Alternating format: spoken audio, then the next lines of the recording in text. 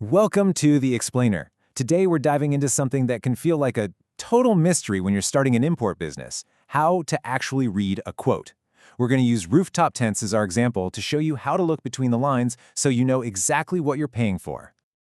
So, you've got this awesome idea, right? You can just picture it, a killer outdoor gear brand, and it all starts with these incredible rooftop tents. You see the adventures, you see the happy customers, the whole business is right there waiting for you to build it. But then, reality hits. Your first quote from a manufacturer lands in your inbox, and it is just a mess of confusing letters. FOB, CIF, EXW. What in the world do these even mean? And trust me, these aren't just random acronyms. They can totally change your final cost and sink your budget before you even start. Okay, so let's break this all down. The secret to cracking the code is getting the hang of something called Incoterms. Now, this isn't just some boring industry jargon. Nope. These are internationally agreed upon rules, and they spell out one really simple but super important thing: the exact point where the responsibility for those tints transfers from the supplier over to you. Getting this right is, well, it's everything. Now look, there are a bunch of Incoterms out there, but for what we're doing, importing gear like this, you really only need to know 4 of them. The best way to think about it is like 4 different levels of service, from completely do-it-yourself to totally hands-off. First up, we've got EXW, which stands for X Works. This is the absolute bare bones price. It's basically the cost for the tent sitting there on the factory floor in China, and that's it. The second it's off their production line, it's 100% your problem. So here's the deal with EXW. It really only makes sense if you already have your own team or a shipping agent that you trust on the ground over there, because they're the ones who are going to have to handle the pickup, all the export paperwork, and the entire shipping process. All right, next is FOB, or free on board. Now, this is one of the most common terms you're going to see.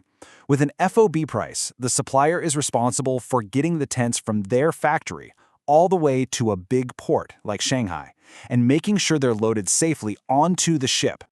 This is usually the go-to for more experienced importers. Why? Because they typically have their own logistics partner, a freight forwarder, who takes over once the goods are on that vessel. So the supplier handles the local stuff in China, and your team handles the rest. Okay, so let's keep moving up the chain and see how things change. The next option gives you a little more convenience, but you'll see how the costs start to shift around. And that brings us to CIF. That's cost, insurance, and freight. With this one, the supplier's job now extends all the way across the ocean. They pay for the cost of the goods, the insurance for the journey, and the sea freight to get those tents to a major port near you, like Los Angeles or Hamburg. This sounds pretty good, right? It can be a great option if you don't have your own shipping agent, but, and this is a huge but, the price only gets your stuff to the port. You are still on the hook for getting it through customs, paying all the import duties, and arranging for a truck to pick it up and bring it to your warehouse. And finally, we get to DDP, or Delivered Duty Paid. You can think of this as the all-inclusive, worry-free vacation package of shipping. The supplier literally handles everything, from their factory door all the way to your front door. For anyone just starting out, this is by far the simplest option. It gives you one single, clear price for everything, which makes it super easy to figure out your profit margins. But just know that convenience definitely comes at a price. Suppliers often build a nice little cushion for themselves into DDP quotes, so it might be the easiest, but not always the cheapest. This chart right here just lays it all out perfectly. You can literally see how responsibility shifts as you go from left to right. With EXW, all those boxes are on you. But as you move over to DDP, you can see the supplier starts taking on more and more of the work. It's the classic trade-off. More convenience often means less control and, yeah, probably some higher costs. But hey, the Incoterm is just one piece of the puzzle. Let's pull back the curtain on a few other sneaky things that can have a huge impact on your final cost. First up, quantity. It's a basic rule of manufacturing, and this chart shows it perfectly. The more tents you order, the less you're going to pay for each one. If you can swing it, ordering a full container load is almost always going to get you the absolute best price from the factory. And here's a little pro tip for you. Be real about your numbers. Don't ask for a quote for 100 tents just to get a lower price and then turn around and only order 10.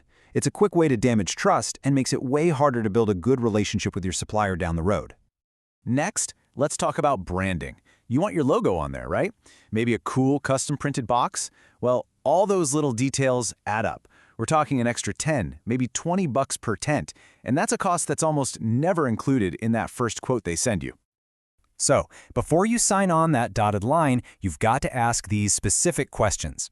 Is your plain brown box included, or is that extra? How much more for a custom box? Is putting my logo on there free? Get these answers up front, because these are the kinds of surprise fees that can absolutely wreck your profit margins. Okay, just one last thing to check on, and this one is super important. You need to know if you're buying their old, leftover stock or if you're getting brand new, fresh production.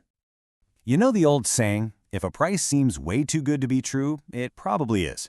A crazy low quote might be a big red flag that they're just trying to clear out old inventory. And sure, the deal looks great, but those products could have been sitting in a warehouse for a year, collecting dust, maybe some rust, or the colors could be faded. So the main takeaway here is really simple. If you're trying to build a real, reputable brand, you need consistent quality.